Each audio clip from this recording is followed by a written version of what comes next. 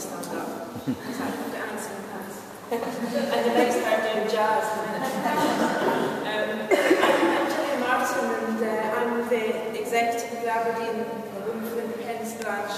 And I have never, until about 3 months ago, done anything political in my life, apart from I went on an anti-poll tax march when I was a student. And I probably went because I fancied one of the blokes that was doing it. I do come from quite a political family, but I've never actually done anything myself. However, this independence question, this independence opportunity we've been given, has made me decide to get off my butt and do something about it. And very quickly I've assembled a bit of a crack team of like-minded women who feel so strongly about the opportunity that we've been given that we cannot sit by and watch it just happen without us. None of us, none of us wants to wake up in the 19th September and think, I wish I'd done more. I wish I'd spoken to more people. And it's a hard thing to do because as soon as you say that you're voting yes, people expect you to justify your position. I want to mention something that happened yesterday. My sister Lindsay, who's doing this video at the moment with me,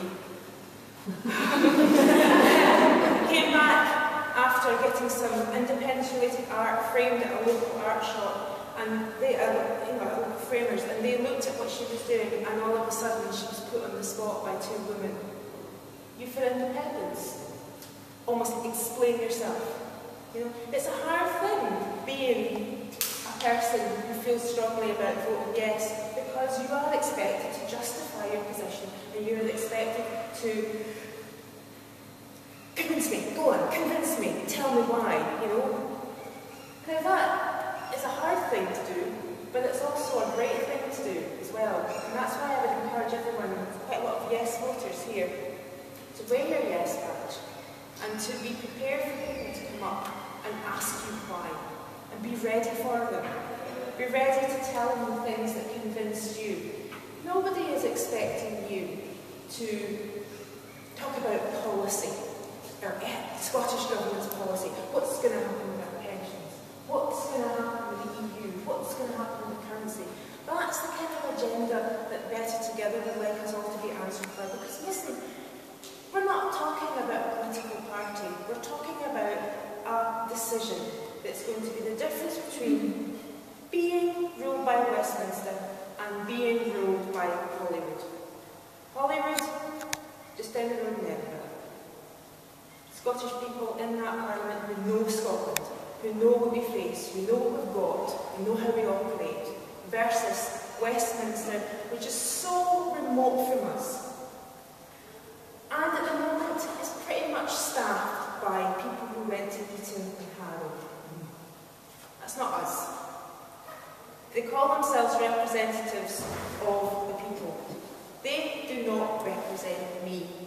They do not represent the people that I know. And they certainly don't have the interests of the Scottish people at heart, and I agree with what Maureen said on that. I've been down to the Parliament on a few occasions with my work.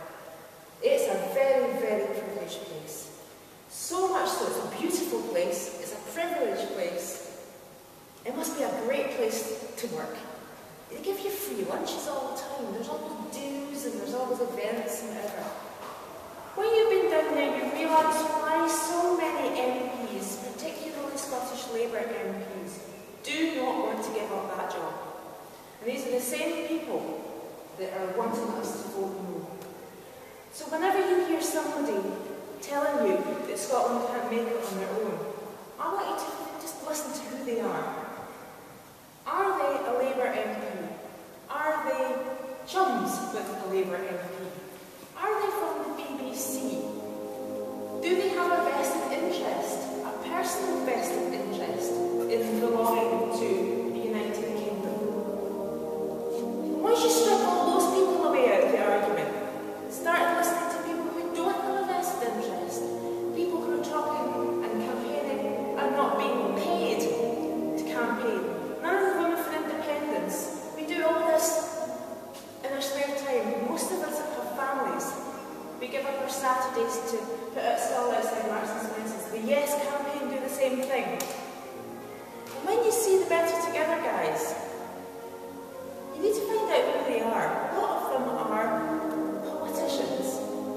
And if they're not politicians, they may be working for a politician, maybe they're one for interns. The Yes campaign is not like that. It's full of people like me who, in my case 3 months ago, thought, I cannot let this happen. I have to do something. Just a little bit, one person at a time, and I have to put my Yes badge on, and I need to be ready to be questioned. Why I'm voting Yes? Probably one of the same reasons why a lot of people who said they were voting Yes. I'd like just the music.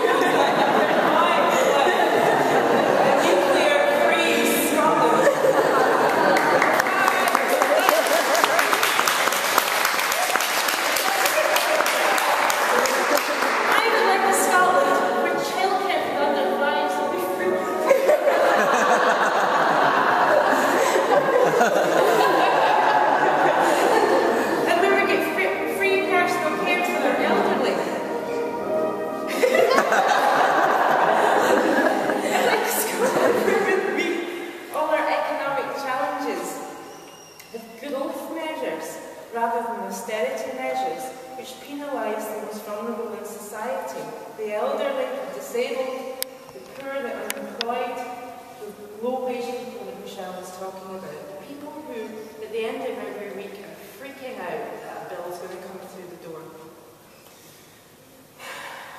I'd like the advantages and the things that we have as a devolved country to be protected. We're so lucky that we have that Scottish Parliament. It means we've got the free higher education. Our NHS is in nowhere near the state that the English and Welsh NHS is.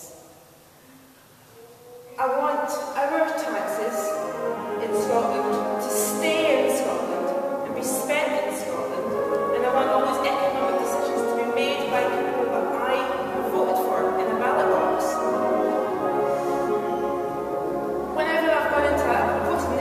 Election that I possibly could have never ever not gone and voted. In a general election, you stand there and you think, I'll vote. I have to. But it's not going to make any difference to who gets in there. Simply it's the big man that decides. So I'm a wee bit fed up with that disenfranchising. So we can't predict the future. But there's a few things that we know for sure. A no vote, we already know, means that staying in the UK, that our block grant's going to get cut. This is not speculation. This is going to happen. The estimate's 4.5 to 7 billion. George Osborne's already said it's going to happen. The Barnett formula, that it's called, is going to be scrapped or changed, but whatever, we're getting less money back. We're still giving the same into the pot, but we're getting less back. Now, all those things that I was talking about, the devolution has given us. The free prescriptions, the free higher education, the free personal care. Could we be looking at those being the things that might need to get scrapped?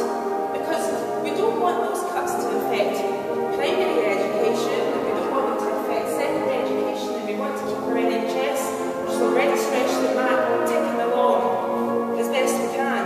So maybe it's going to be the things that people can perhaps say as being bonuses that have to go. And that's a bit, it's very worrying to me. Another prediction is the Devo Max promise.